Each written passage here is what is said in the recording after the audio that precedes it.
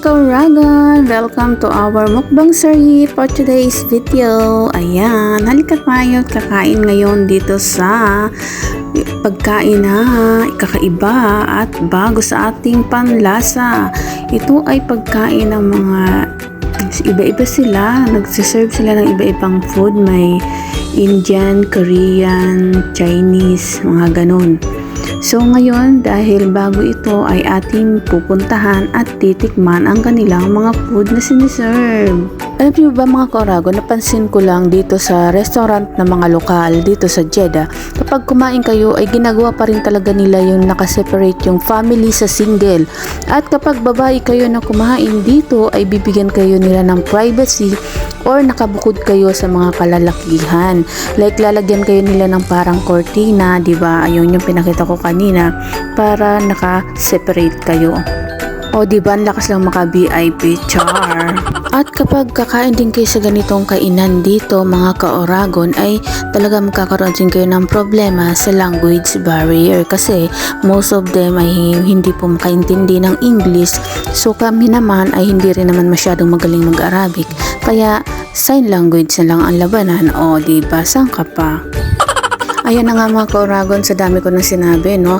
Ayan na yung mga na-order naming pagkain na yung iba ay alam namin pero yung iba ay medyo hindi. Tulad nitong ito ay, yan ay tinatawag nilang chicken curry at iba yung lasa nila, iba yung lasa niya sa curry na nakasanayan nating luto ng mga Pilipino.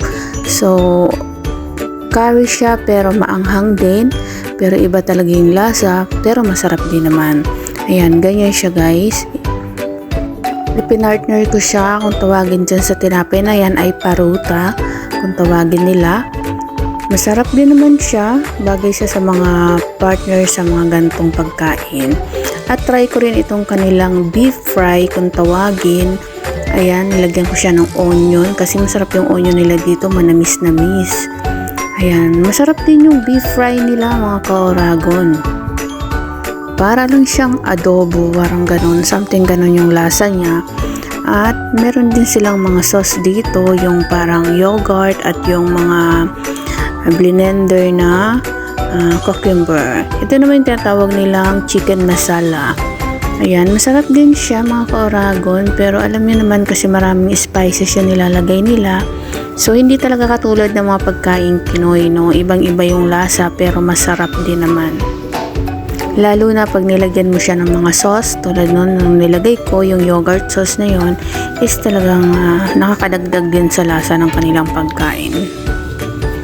Ayan, sinubukan lang namin itong tikman mga ka-Oragon. So ito nga yung kanilang grilled fish, hindi ko alam po anong fish ito, basta grilled siya. Ang order nito ay 20 SR, may kasama ng kanin. Ayan.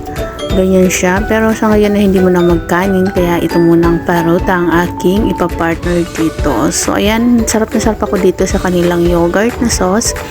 Ayan, napakasarap niya mga ka-Oragon.